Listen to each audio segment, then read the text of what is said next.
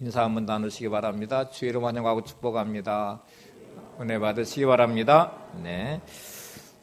문제 하나 내면서 시작할 텐데 그냥 대답은 하지 마시고 속으로 대답하셔도 됩니다. 햇살 뜨거운 여름 어느 날 이 나무 조각에 통나무에 이 개구리 3마리가 그 위에 올라서 이제 강물에 떠내려가고 있는데 너무 날씨가 더우니까 개구리 1마리가 일어서면서 너무 더워 나는 물에 뛰어내릴 거야 하고 외쳤습니다. 나무 토막 위에는 개구리가 몇 마리 있을까요? 아마 대부분의 사람은 2마리 이렇게 대답할 거예요. 근데 이게 맞을 수도 있고 틀릴 수도 있습니다. 왜 그러냐면 이 개구리가 예를 들어서 너무 더워 나 뛰어내릴 거야 하고 이렇게 일어섰더니 강물이 너무 세서 겁이 났어요. 그래서 도로 주저앉았으면 여전히 나무 토막 위에는 개구리 3마리가 있는 것이고 뛰어내렸으면 2마리가 있는 것이죠. 뭘 말씀드리려고 하냐면 우리가 결심하고 결단했다고 변화되는 게 아니고 실천해야 변화가 일어납니다. 너무나 많은 사람들이 삶의 현실에서 결심이라는 것을 해요. 나는 살을 뺄 거야. 나는 운동을 할 거야. 나는 이렇게 신앙생활하면 안 될 것 같아. 기도를 더 많이 해야 될 것 같아. 예배에 집중해야 될 것 같아. 이렇게 수없이 결단하지만 실천하지 않는 삶은 변화가 없죠. 프란시스 베이컨이라는 철학자가 한 유명한 말이 있죠. 아는 것이 힘이다 라고 말했는데 조금 덧붙일 필요가 있습니다. 이렇게 말을 해요. 아는 것을 실천해야 힘이다. 오늘 우리가 찾고자 하는 것은 이렇게 실천하는 이 실천의 믿음에 대한 모습을 살펴보려고 합니다. 오늘 본문에 등장하는 이 가나안 여인은 실천적인 믿음이 어떤 것인지를 우리한테 보여주고 있습니다. 오늘 말씀의 시작은 이렇게 시작하죠. 마태복음 15장 21절 22절을 같이 보죠.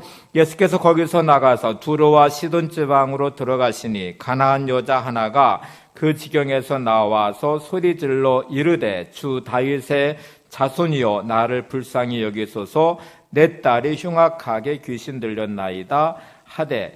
여러분 오늘 본문의 말씀 전후를 이렇게 보시면 예수님이 두로와 시돈 땅이라고 하는 이방인의 땅에 들어가셨다가 이 여인을 만나고 다시 갈릴리 옷으로 오시거든요.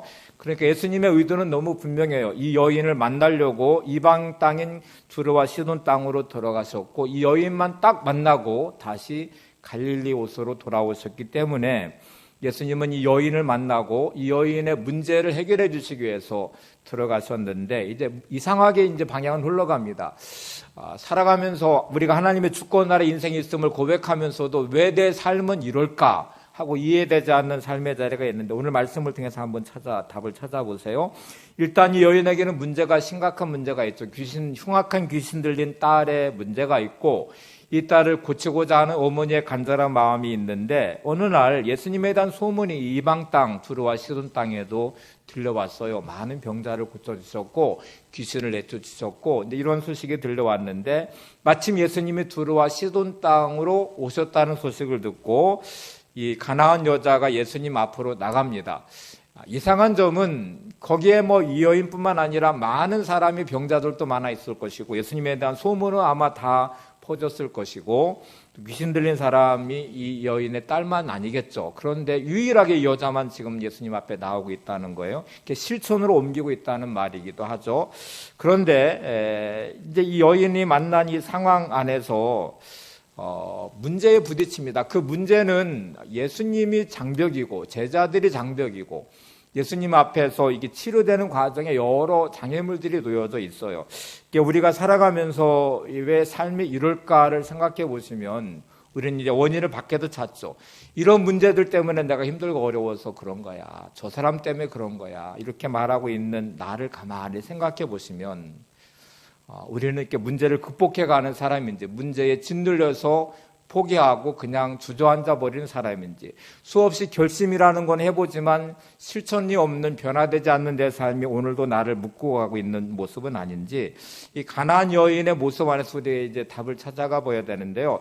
로버트 슐러 목사님이 이제 태도의 관점으로 사람들을 살펴보니까 두 종류의 사람을 일단 나눌 수 있겠대. 다 이 범주 안에 일단 들어갑니다. 하나는 적극적 사고주의자라는 범죄에 들어가는 사람이 있고 또 다른 한 부류는 부정적 사고주의자라는 범죄에 들어가는 사람이 있는데 이 둘은 극명하게 나눠집니다. 일단 나는 어떤 부류가 있는지를 한번 생각해 보세요. 적극적 사고주의자의 삶의 모습을 보면 문제라는 거 만나고 환경에 직면하고 또 관계 안에 묶이고 뭐 이렇게 삶은 늘 이렇게 찾아오는 여러 가지 환경과 문제가 있죠. 그런데 그런 문제를 만날 때마다 부정적으로 보지 않아요. 그리고 비판적으로도 보지 않고 그 문제 때문에 우리가 머리 싸매고 힘들어하고 주저앉을 수도 있죠. 근데 되게 적극적 사고주의자들을 보면 이런 문제를 만날 때 이왕 만난 문제니까 이왕 벌어진 일이니까 이왕 관계 안에 이런 일들이 생겼으니까 그럼 나는 어떻게 해야 되지 하고 생각하면서 이거를 긍정적으로 일단 받아들입니다. 그러면 문제를 왜 나한테 이런 문제가 닥쳤어 이렇게 말하지 않고 문제를 일단 환영을 해요. 환영을 하고 그러면 이 문제를 어떻게 풀지 하고 이렇게 풀어가는 방향을 생각하고 문제를 풀려고 이제 노력하는 시작을 하는 것이죠. 자, 이렇게 되면 이제 문제를 여러분 문제를 만날 때 환영한다는 거를 쉽지 않죠. 지난주에 우리가 말씀드리면서 시험 당할 때 기쁘게 여겨라는 말이 절대로 쉬운 건 아니잖아요. 힘들게 하는데 힘들다 이러기는 쉬운데 그 문제를 내가 환영하면서 그 문제를 풀어간다는 건 쉽지가 않아요. 근데 여러분 서퍼들을 한번 생각해 보시면 밀려오는 파도가 있어요. 그건 다 파도처럼 우리 인생에 밀려오는 많은 문제들이 있을 때에 서퍼들은 파도를 찾아가기 시작해요. 그거는 이 서핑을 하기 위해서 더 좋은 것은 더 큰 파도를 만나야 되거든요. 그래서 물을 먹으면서 수없이 빠지면서도 잔잔한 파도부터 시작해서 험난한 파도까지 또 기술이 익혀져 가면서 더 큰 파도를 찾아서 서핑을 즐기게 되고 이것이 숙달되면 이제 선수가 되기도 하잖아요. 그럼 우리가 내 인생에 끝없이 밀려오는 파도 같은 문제들, 환경들을 나는 어떤 태도로 이거를 맞이할 것인가? 부정적 사고주의자 같이 할 수도 있고 긍정적 적극적 사고주의자 같이 할 수 있는데 일단 적극적 사고주의자는 문제를 환영하는 데부터 시작해서 문제를 풀어갑니다. 그 과정에 인내도 필요하고요. 또 그 과정에 기도도 필요하고 또 그거를 인생의 전환점으로 삼기 위한 도약의 발판으로 삼아보기도 하고 그리고 새로운 인생의 길을 열어가는 새로운 출발이 되기도 합니다. 부정적 사고주의자들은 놀랍게도 이들은 부정적인 눈을 가지고 비판적인 사고를 가지고 정확한 분석을 해내기도 해요. 이 문제가 왜 생겼는지 저 사람 때문인지 내 문제인지 이 환경의 문제인지 분석도 하고 그런데 문제를 풀어가는 식으로 접근하지 않으니까 이제 비판하게 되고 불평하게 되고 원망하게 되고 낙심하게 되고 절망하게 되고 이렇게 가요. 일단 이들은 안 된다는 결론을 내면서 시작한다는 것이죠. 자, 그러면 이제 나의 유형은 하고 일단 여러분들이 여러분의 유형을 한번 찾아보시고 그러면 왜 이런 차이가 날까를 생각해 보세요. 왜 차이가 날까? 지난주에 기본 전제라는 것이 우리 안에 들어있다고 말씀드렸는데 내 안에는 생각의 틀이 이제 나를 이렇게 만듭니다. 부정적 사고주의자들은 공통적으로 현실의 많은 문제들, 관계들에 이 대하는 태도는 단정적 정의를 내리고 시작한대요. 그러니까 이미 결론을 내렸어요. 이 환경에 대해서 힘들어, 어려워, 나를 고통스럽게 만든 이 관계 안에 저 사람이 나빠, 이런 문제가 나빠. 이미 단정적 정의를 딱 내려놓고 접근을 하니까 환경과 문제 안에 힘들고 고통스럽고 고통스러우니까 불평하게 되고요. 이 문제가 힘드니까 절망하게 되고 저 사람이 나를 힘들게 했으니까 비판하게 되고 이렇게 가는 거예요. 부정적 사고주의자의 생각의 기본 전제 틀이 그렇게 돼 있어요. 그러면 긍정적 적극적 사고주의자의 틀을 가만히 생각의 틀을 보니까 단정적 정의를 내리지 않고 항상 변화 진행형의 정의를 내리고 있더래요. 다시 표현하면 지금 문제가 힘들고 어렵지만 괜찮아질 거야. 이렇게 변화를 기대하는 거죠. 저 사람이 저런 문제가 있지만 저 사람도 괜찮아질 거야. 변화될 거야. 이렇게 이제 변화 진행형으로 봐요. 다시 예를 한번 들어볼게요. 물질의 문제가 되게 닥쳐왔어요. 이게 지금 나를 너무 힘들게 하고 있는데 이거를 단정적 정의를 내리면 내 인생은 왜 이래? 이 물질의 문제 나 너무 힘들어. 할 수 없어. 이제 나 끝난 것 같아. 이렇게 단정적 정의를 내리고 말을 시작해요. 변화 진행형의 정의를 내려보면 이렇게 됩니다. 지금 물질의 문제가 있지만 해결될 거야. 잘 될 거야. 지금 건강에 문제가 있지만 건강해질 거야. 지금 내가 이렇게 힘들고 어렵지만 이 과정을 지나면 괜찮아질 거야. 이렇게 변화 진행형으로 봐요. 그러면 그 근거가 뭐예요? 이렇게 물어보시면 우리 믿음의 사람은 말할 것도 없이 믿음 때문이죠. 하나님이 계시니까, 하나님이 나와 함께 하시니까 이렇게 하나님을 통해서 바라보고 또 그런 거를 해석해내겠죠. 예전에 많이 말씀드린 거로 다시 좀 설명하면 동굴의식과 터널의식으로 바꿔 설명할 수도 있을 거예요. 단정적 정의를 내린 사람은 동굴에 갇혔다고 생각할 것이고 더 이상 도망갈 때도 피할 곳도 방법도 길도 없다고 생각할 것입니다. 그런데 변화 진행형으로 시각을 정한 사람들은 터널의식을 갖게 될 거예요. 지나면 터널의 끝이 나오면 이 어둠도 빛으로 나가는 밝음이 될 거야. 이 과정을 지나면 해결될 거야. 이렇게 볼 것이죠. 자, 이제 가나안 여인으로 다시 돌아가 볼게요. 이 여인이 만난 현실 앞에 수많은 벽들이 존재해요. 자, 이걸 단전적 정의를 내리기 시작하면 이거를 넘어설 수가 없습니다. 첫 번째 장애물은 놀랍게도 예수님이셨어요. 예수님이 찾아오셨는데 이 여인을 만나게 오셨고 이 여인을 만나고 다시 이제 갈릴리로 돌아가셨으니까 분명히 여인을 위해서 오신 장소인데, 그런데 이 여인이 예수님의 소식을 듣고 소리 질러서 부르짖었거든요. 나를 불쌍히 여겨달라고 외쳤거든요. 근데 예수님이 한 말씀도 안 하시고 침묵을 하세요. 거기다 제자들이 가세해서 이 여인을 돌려보내라고 말을 해요. 마태복음 15장 23절을 보세요. 예수는 한 말씀도 대답하지 아니하시니 제자들이 와서 청하여 말하되 그 여자가 우리 뒤에서 소리를 지르오니 그를 보내소서. 우리가 만난 현실 앞에 우리는 믿는 사람인데 하나님이 살아계신데 왜 내 인생은 이런 거야? 왜 이런 문제가 나한테 있는 거야? 왜 예수님은 침묵하시는 거야? 내 삶에는 왜 이렇게 해결이 안 되는 거야? 라고 말한 장애물이 딱 나를 가로막고 있네요. 자, 여인은 단정적 정의를 내렸다고 생각해 보세요. 부정적인 시각을 가지고 사고주의자라고 생각해 보세요. 야, 예수님도 별 수 없네. 사람을 차별하시네. 이거 침묵하시네. 내가 이렇게 큰 소리를 외쳤는데도 뒤도 안 돌아보시네. 이 제자들이라는 것들이 지금 나를 이렇게 무시해? 하고 말할 수 있죠. 근데 여인은 이거를 넘어섭니다. 변화 진행형으로 봤기 때문이겠죠. 터널의식을 가졌기 때문이겠죠. 마태복음 15장 24절을 보시면 예수님이 아예 쐐기를 박듯이 이렇게 말합니다. 예수께서 대답하여 이르시되 나는 이스라엘 집에 잃어버린 양 외에 다른 데로 보냄을 받지 아니하였노라 하시니, 여러분 쐐기를 박는 이 말 두루와 시돈을 메우셨어요. 근데 이스라엘 양 외에 내가 다른 데 보냄을 받지 않았다고 말하는 이 말씀이 나를 무시해?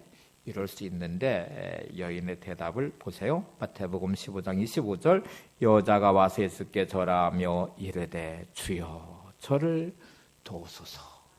자, 이거를 뚫고서 다시 주님 앞에 더 나가서 주님 저를 도와주세요. 예수님이 정말 가슴에 비수를 꼽는 어마어마한 상처되는 말을 합니다. 마태복음 15장 26절 대답하여 이르시되 자녀의 떡을 취하여 개들에게 던짐이 마땅하지 아니하니라. 지금 이 여인을 개 취급을 하고 있어요. 자녀의 떡을 취하여 개들에게 던짐이 마땅하지 않다. 이제 여인은 이거를 도대체 어떻게 넘어설까? 이따 세 가지의 믿음의 태도 훈련을 좀 살펴볼 텐데 아주 중요한 구절이 나옵니다. 여인의 고백을 한번 보실래요? 마태복음 15장 27절 여자가 이르되 주여 올소이다마는 개들도 제 주인의 상에서 떨어지는 푸스러기를 먹나이다 하니, 여러분 여인은 그 어떤 것도 그를 굴복시키지 못하게 계속 뚫고 나가고 넘어서고 그리고 계속 주님 앞에 섭니다. 그는 개 취급을 당하면서도 푸스러기 은혜를 구해요. 맞습니다. 개들도 주인의 상에서 떨어지는 푸스러기를 먹지 않습니까? 제가 개같이 초라하고 비참한 존재일지라도 그 주인의 상에 떨어진 푸스러기 같은 은혜라도 좀 주세요. 이렇게 장애물로 여기지 않고 계속 주님 앞에 나가는 그 여인을 향해서 드디어 예수님은 이게 큰 믿음으로 여기셨어요. 마태복음 15장 28절을 보세요. 이에 예수께 대답하여 이르시되 여자여 내 믿음이 크도다 내 소원대로 되리라 하시니 그때로부터 그의 딸이 나으니라.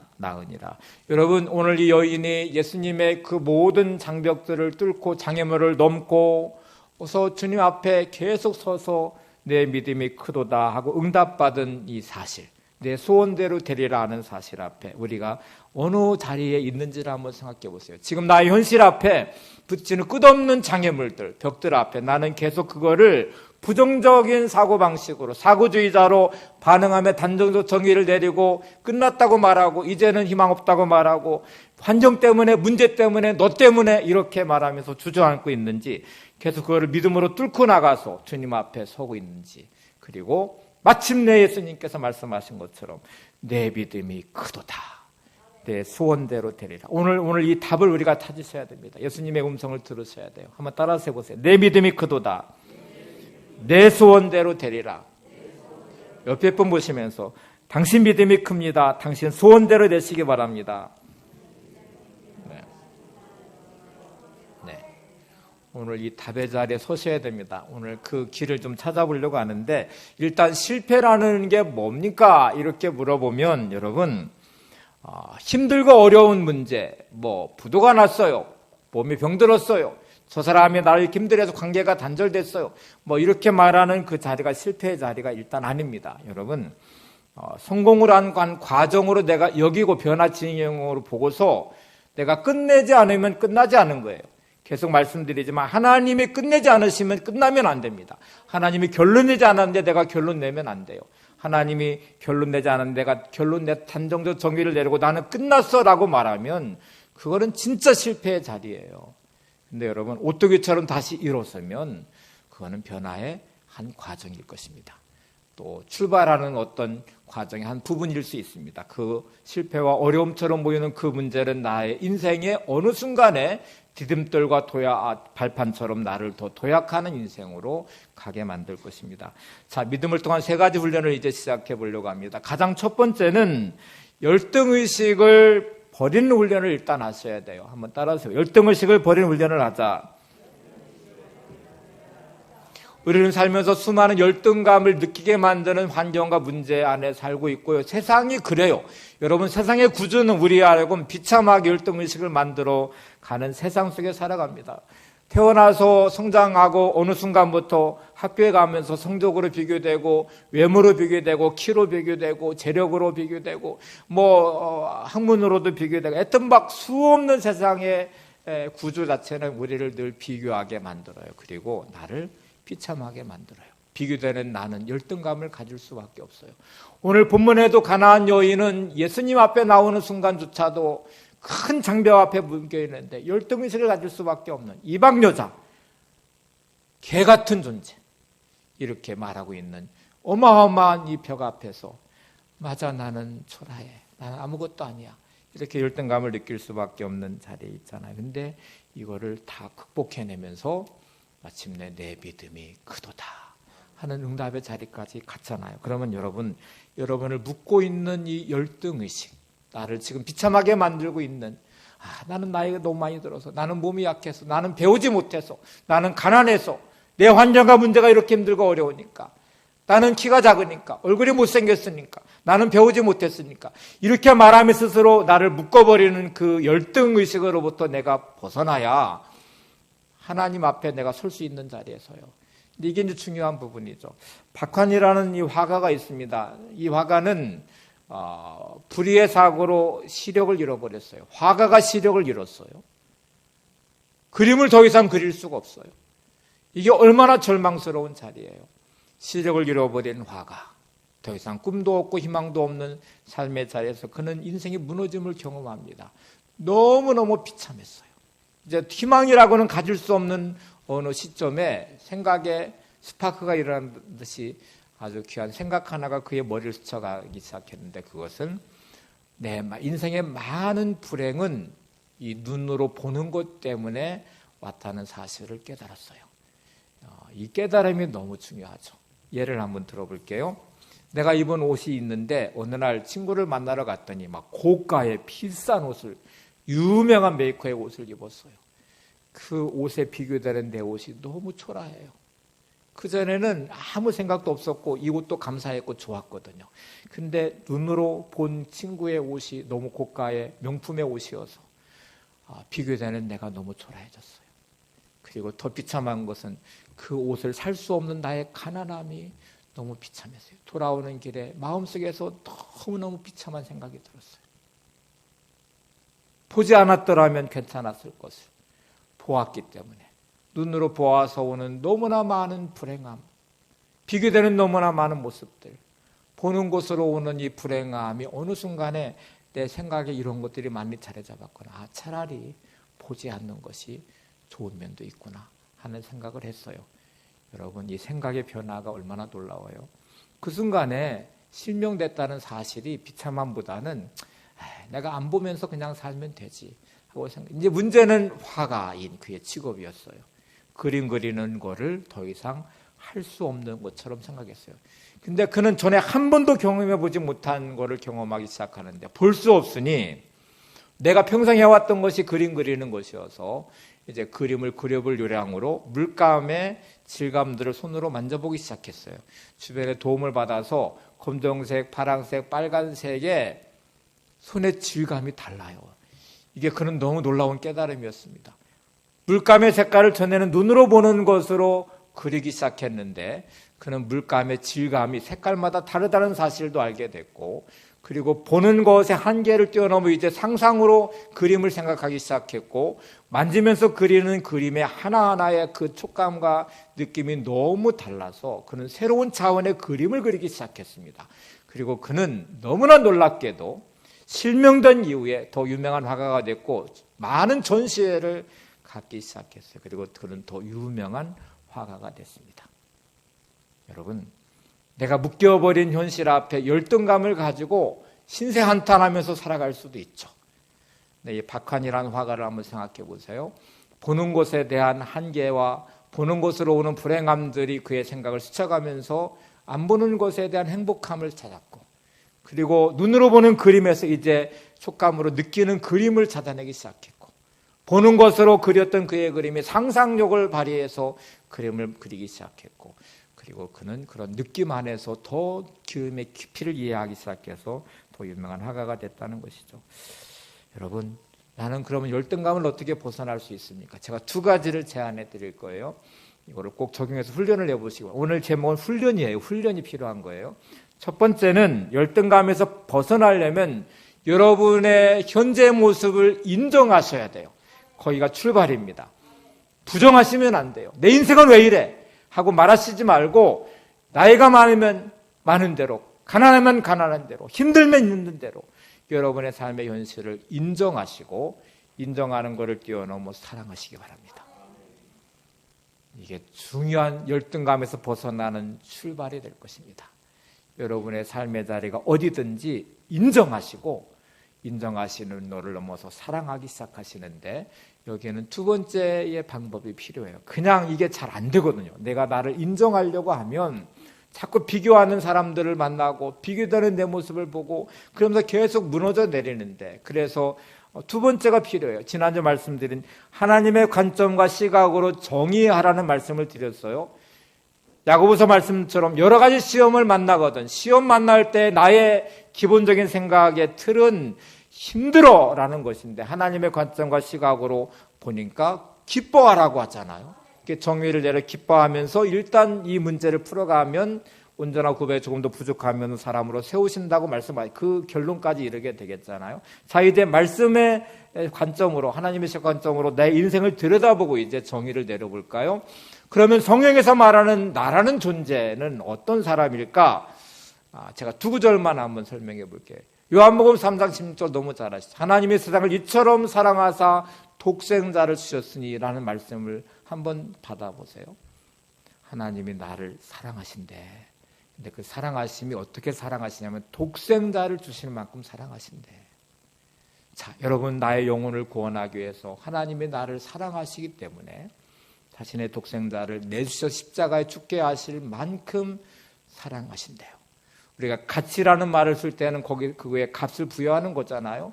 물건을 사실 때에 10,000원의 가치가 있는 거는 10,000원을 주면은 사고, 20,000원 벌려면 너무 비싸요. 5,000원 벌려면 싸요. 이렇게 이제 말하면서 아마 흥정하실 거예요.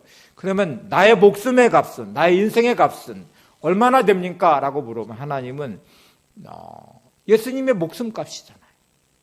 얼마나 사랑하세요? 라고 물어보니까 야, 내가 너를 사랑하는 넓이와 깊이와 높이가 얼마나 되는지 아느냐? 내 아들을 너를 위해서 십자가에 죽게 할 만큼 내가 너를 사랑해 라고 말씀하시는 이 가치. 그러면 하나님이 나를 사랑하시는 나의 인생의 영혼의 가치는 주님의 목숨값의 가치만큼 나가는 것인데, 근데 왜 나는 나를 사랑하지 않아요? 하나님은 나를 그만큼 사랑하신다는데, 그 사랑의 마음으로 하나님의 관점과 시각으로 나를 바라보면 야, 나의 영혼은, 나의 한 사람은 천하보다 귀하구나, 나의 존재 가치는 천하보다 귀한 존재구나, 이렇게 고백할 수 있겠죠. 하나님의 관점과 시각으로 정의 내리는 거잖아요. 훈련이 필요하죠. 스바냐 3장 17절에 우리 보실 때 기쁨을 이기지 못하신대요. 얼마나 좋으시면 기쁨을 이기지 못하시고 콧노래를 부르시도 그렇게 노래하신대요. 태어난 아이나 어린아이를 보는 부모의 마음은 막 이렇게 막 깨물어주고 싶어, 또는 눈에 넣어도 아프잖아, 이렇게 말할 때는 너무너무 사랑스러움을 표현하는 거잖아요. 하나님의 이 표현법은 너무너무 사랑스러워서 기쁨이 충만해서 이기지 못할 만큼 그렇게 우리를 사랑하시고 노래 부르시는 하나님. 그런데 그렇게 사랑스러운 나는, 내가 스스로 나를 볼 때 인생에 스스로 저주를 하고 있네요. 내 인생을 비교하고 있고요, 내 인생을 판단하고 있고, 스스로 인생을 비참하게 스스로 만들고 있어요. 누가 판단하고 평가하는 거는 내가 어떻게 할 수 없지만, 하나님 원하시는 바는 네가 너를 볼 때는 너의 인생을 인정해, 너를 사랑해, 그리고 내가 너를 얼마나 사랑하는지 네가 알아. 그래야 우리의 삶이 열등감으로부터 벗어나는 삶이 될 것입니다. 이 첫 번째 훈련을 시작하시기 바랍니다. 여러분의 삶의 자리에 어떤 자리든 여러분은 여러분을 인정하시고 사랑하셔야 돼요. 누가 뭐라고 말하든 여러분이 환경에 묶이지 마시고, 사람에게도 묶이지 마시고, 누구의 평가와 판단에도 묶이지 마시고, 하나님이 보시는 그 눈으로 나를 바라보며 하나님 말씀하신 그 말씀으로 나를 정의를 내리고 바라보면서 열등감에서 벗어나시기를 바랍니다. 두 번째는 이제 너무 중요해요. 이제 이게 되시면 두 번째는 아무리 작은 것이라도 긍정적으로 반응하는 훈련을 하셔야 됩니다. 따라서 해보세요. 아무리 작은 것이라도 긍정적으로 반응하는 훈련을 하겠습니다. 자, 여기 아무리 작은 것이라도 라고 시작했어요. 아무리 작은 것이라도 어떻게 반응해야 돼요? 긍정적으로 반응하는 훈련을 하자고 했어요. 여러분, 가나안 여인이 예수님 앞에 내 믿음이 크도다라는 인정을 받을 때까지 얼마나 부정적인 요소들이 지금 계속 놓여져 있어요. 근데 그 여인은 계속 뚫고 나가서 예수님 앞에 서요. 부정적인 요소에 넘어지지 않아요. 계속 예수님 앞에 나가는데 그 한낱 희망, 예수님 앞에 서면, 예수님이 말씀만 하시면 흉악한 귀신 들린 딸이 나올 거라는 믿음으로 계속 뚫고 나가는 거잖아요. 우리의 믿음의 태도는 그 모든 삶의 자리에 어떤 작은 일일지라도 긍정적으로 반응하는 훈련을 하셔야 됩니다. 근데 너무나 많은 사람들이 부정적으로 반응하는 데 너무 익숙해져 있어요. 기가 막히게 긍정적인 것이 너무 많음에도 부정적인 것을 기가 막히게 찾아내요. 사람을 대할 때 한번 보실래요? 그 사람에게 좋은 점이 하나도 없으세요? 그냥 하나라도 찾아가지고 거기에 반응한 훈련부터 시작하면 관계는 절대로 나빠지지 않아요. 근데 좋은 점이 너무 많음에도 기가 막히게 부정적인 거를 봐요. 나한테 섭섭하게 한 것이 내 마음 깊이 자리 잡아요. 그래서 그거를 반응하고 말하니까 관계는 계속 나빠질 수밖에 없고 내 마음이 지옥같이 변할 수밖에 없어요. 여러분이 닥친 환경이 긍정적인 게 하나도 없습니까? 찾아보시면 감사할 것들이 참 많죠. 근데 우리는 기가 막히게 안 좋은 거를 찾아내요. 입술의 언어가 얼마나 무서운지. 하여튼 좋은 거는 하나도 내 마음에 없고요. 안 좋은 것만. 왜 우리 집안은 왜 이런지, 왜 남편은, 아내는, 우리의 형편은 막 그 입에 달고 나오는 말이 늘 부정적인 데 익숙해져 있어요. 거기에 반응하기 시작하니 신앙적으로 다시 들어오면 믿음 없음, 하나님을 신뢰하지 않음. 결론이 그렇게 될 수밖에 없잖아요. 여러분 거기다 그 자리에 여러분 신앙의 경력, 직분, 또 내가 알고 있는 말씀을 들어서 나 믿음 있어 이렇게 말할 수 있습니까? 절대로 믿음이 없는 자리죠.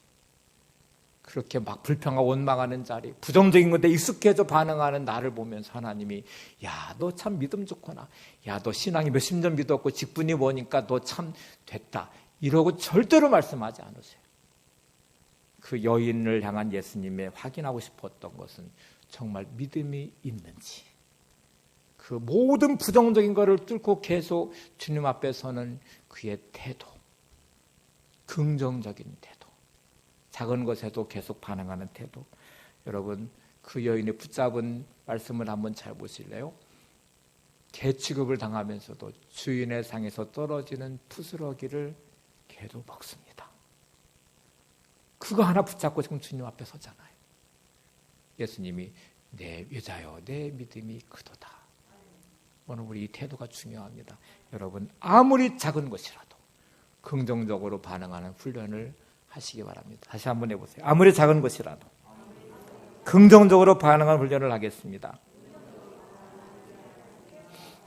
하나만 제가 예를 들어볼게요. 로버토 슐러 목사님 얘기를 또 하겠습니다. 어느 분의 부탁을 받고 정신병원에 입원해 있는 한 여인을 찾아가서 만났어요.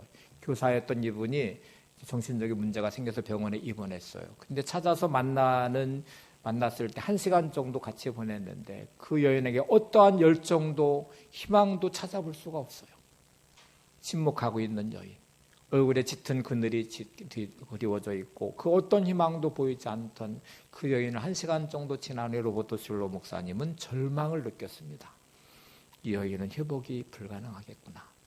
여인은 어떤 희망도 보이지 않는구나. 그리고 그냥 헤어졌어요. 3년의 세월이 지난 후에 우연히 가까운 지인을 또 만나게 됐는데 이분이 회복이 치료가 돼서 학교 교사로 복직을 했다는 거예요.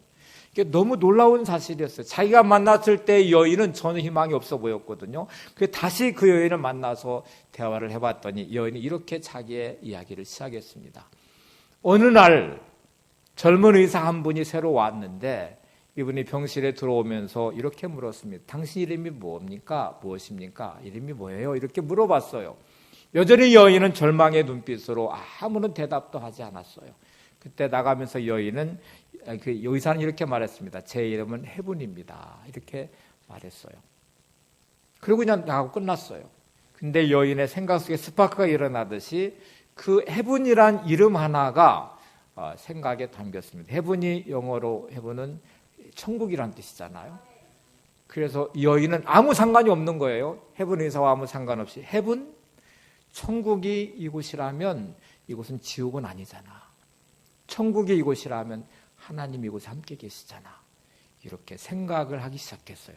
작은 것에 반응하는 방법을 잘 보세요. 의사와 아무 상관이 없이 그냥 들었던 내 이름이 해분입니다 했던 말이 이 여인에게는 해분, 천국이라는 것을 연상하게 됐고 천국이 이곳이라면 이곳은 지옥은 아니잖아. 지옥이 아니라면 하나님 이곳에 계시잖아 하고 생각하니까 예전에 들었던 말씀이 어느 곳인지도 잘 모르겠고 말씀이 정확하지도 않지만 그 말씀 하나가 그의 머리를 스쳐가기 시작했어요. 이날은 주께서 정하신 날이니 이날에 우리가 기뻐하고 즐거워하자. 시편 118편 24절 말씀이거든요. 오늘은 하나님이 정해주신 날이니까 오늘 우리는 기뻐하고 즐거워하자. 아무 상관이 없잖아요. 해분에서 아무 상관이 없잖아요. 근데 해분이라는 단어가 그에게 천국을 생각하게 했고 떠올리게 했고 천국이 이곳이라면 지옥은 아닐 것이라 생각했고 그럼 하나님이 계신다고 생각을 했고 그러니 예전에 들었던 말씀이 저 기억 너무 깊은 잠재 무의식에 잠겼던 말씀이 스파크처럼 떠오를 때 오늘은 하나님이 주께서 정하신 날이니까 이 날에 우리가 기뻐하고 즐거워하자 하는 말씀을 붙잡았고 즐거움과 기쁨으로 반응을 하려고 노력을 했어요. 그랬더니 점점 그의 삶이 변화가 시작이 됐어요. 말씀이 그를 역사하기 시작했고 그의 삶이 어두움에 짙은 먹구름이 사라지기 시작했고 정말 회복된 마음이 기쁨이 생겨서 그는 치유가 됐고 그리고 교사로 다시 복직하게 됐다는 것입니다. 여러분, 별것 아닌 것처럼 여겨지는 생각의 작은 변화가 인생을 바꿀 것입니다. 오늘 내가 품고 있는 생각을 한번 보세요. 방향만 바꿔도 보는 게 달라지잖아요. 생각의 방향만 바꾸셔도 인생에 보이는 것이 달라질 것입니다. 큰 변화를 생각하지 마세요, 여러분. 그냥 오늘 작은 것 하나에 긍정적인 반응의 훈련을 시작해 보시면 하나님은 그곳에 역사하실 것입니다. 여러분의 삶의 자리가 믿음의 자리가 될 것이고 내 믿음이 크도다 하는 이 응답의 자리가 될 수 있기를 바랍니다. 여러분의 작은 생각의 변화가 인생을 바꿀 것입니다. 세 번째 마지막으로 너무 중요한 거죠. 매일 말씀으로 무장하는 훈련을 하시기 바랍니다. 따라서 해보죠. 매일 말씀으로 무장하는 훈련을 하겠습니다. 네. 제가 복잡하게 말씀드리지 않고 쉽게 한번 설명해 볼게요. 매일 말씀으로 무장하는 훈련을 그럼 어떻게 해요? 라고 생각하실 텐데, 여러분 아침에 일어나시면 제일 먼저 뭐 하세요? 머리를 감고 세수를 하시죠. 또 뭐 하셔요? 식사를 하시고 여러분의 이제 일터로 나가시게 되잖아요. 어떤 분은 코로나 때문에 좋은 게 하나 있대요. 뭐예요? 그랬더니 마스크를 쓰니까 화장을 안 해도 되고, 이제 모자만 쓰면은 뭐 이제 머리 안 감아도 되고, 그렇대요. 근데 여러분 일상적인 우리의 삶을 생각해 보시면 진짜 끔찍한 거를 한번 가상해 보세요. 내가 막 잔뭇바람이 일어나가지고 머리도 안 감고 막 헝클어진 머리에 세수도 안 하고 눈곱 긴 채로 밥도 안 먹고 이제 직장에 나갔어요. 사람들을 만나요. 이게 얼마나 끔찍한 상황이에요. 여러분은 일상적으로 늘 하시는 일이 그거예요. 일어나면 씻고 또 밥을 먹고 화장을 하고 옷을 갈아입고 그리고 나가요. 육신의 몸이 누군가를 만나기 위해서 해요. 근데 인생의 변화는 외모보다 훨씬 더 중요한 여러분의 생각과 영혼이거든요. 근데 나의 영혼은 쓰레기 같은 생각과 마음을 그대로 가지고 여러분의 삶에 부딪히고 살아간 일상을 살아요. 이게 끔찍한 일입니다. 어떻게 해야 돼요? 매일 말씀으로 무장하는 거 하셔야 돼요. 이렇게 하시면 됩니다. 세수하듯이 날마다 말씀으로 나의 영혼을 씻으셔야 됩니다. 나의 부정적인 생각을, 죄된 생각을 씻어내셔야 돼요. 매일 식사를 하시듯이 영의 말씀, 하나님 말씀의 양식을 먹으셔야 돼요. 그게 나의 능력과 힘이 되셔야 돼요. 매일 옷을 갈아입듯이 말씀의 거룩한 옷을 입고 나가셔야 돼요. 내가 부딪히는 환경과 만나는 사람들 속에서 쓰레기 같은 나의 생각과 감정과 나의 거지 같은 이런 모습들이 볼대로 보여지지 않도록 하나님 말씀으로 계속 나를 씻어내고 말씀의 양식을 내가 먹고 말씀의 거룩한 옷을 입고 오늘의 나의 삶을 시작하셔야 되죠. 그게 승리의 자리잖아요. 부정적인 생각이 들어올 때마다 항상 기뻐하라, 시심하게 들어라, 범사에 감사하라. 두려움과 염려가 나를 사로잡을 때마다 두려워하지 말라 하는 말씀이 계속 말씀으로 나를 생각을 씻어야죠. 어떤 분들은 이거를요 거룩한 거짓말쟁이가 되라고도 표현해요. 무슨 거짓말쟁이가 돼요? 이거 지금 안 되는 거 아니겠는데 여러분, 우리는 자꾸 속고 있어요. 내 생각과 감정이 진짜인 것처럼 속아요. 그러면 차라리 이 말씀이 거짓처럼 느껴져도 거룩한 거짓말쟁이가 돼봐라. 너의 감정이 너를 사로잡아서 분노하고 미워할 때마다 말씀대로 하기가 어렵지만 이 말씀대로 용서하라고 하시니까 용서하려고. 두려움과 염려가 나를 사로잡아 이게 진짜같이 느껴져도 여러분 두려워하지 말라 하고 하나님 말씀을 내가 붙잡으면 이게 진짜는 거짓말처럼 느껴질지 모르지만 그 말씀을 붙잡아서 거룩한 거짓말쟁이가 되어보시면 말씀해 주는 능력 앞에 내가 서게 될 것입니다. 이 여인은 계속 예수님이 막는 장애물과 제자들의 장애물을 뛰어넘으면서 그냥 그 말씀 하나 붙잡고 가는 거잖아요. 예수님의 말씀을 붙잡고 내 믿음이 크도다 하는 그 말씀이 그의 흉악한 귀신 들린 딸을 고쳐줬다고 그래요. 예수님의 의도는 너무 분명했어요. 시돈과 두루 지방에 올 때도 이 여인 때문에 오셨고, 놀랍게도 여러분 읽어보시면 이 구절이 딱 끝나는 뒷부분에 다시 예수님은 갈릴리로 돌아오시거든요. 딱 이 여인만 만났어요. 주님 우리 인생 가운데 오늘도 찾아오십니다. 내 앞에 있는 수많은 장애물들을 뛰어넘으셔야 돼요. 주님 앞으로 나가셔야 돼요. 그럼 오늘 세 가지 훈련이 필요하다고 했어요. 열등감을 버리는 훈련을 하셔야 됩니다. 아무리 작은 일이라도 믿음으로 긍정적인 반응을 하는 훈련을 하셔야 돼요. 그리고 무엇보다 말씀으로 무장하는 훈련을 하시기 바랍니다. 그리고 이렇게 주님 앞에 서셔서 주님의 응답을 들으시기 바랍니다. 내 믿음이 크도다. 내 소원대로 되리라. 한번 저를 따라서 해보실까요? 내 믿음이 크도다. 내 소원대로 되리라. 얼마나 놀라운 자리예요. 옆에 분 보시면 사문 권면에서 당신 믿음이 큽니다. 당신 소원대로 되시기 바랍니다. 네. 오늘 나를 믿노라 찬양 함께 부르시고 기도하겠습니다.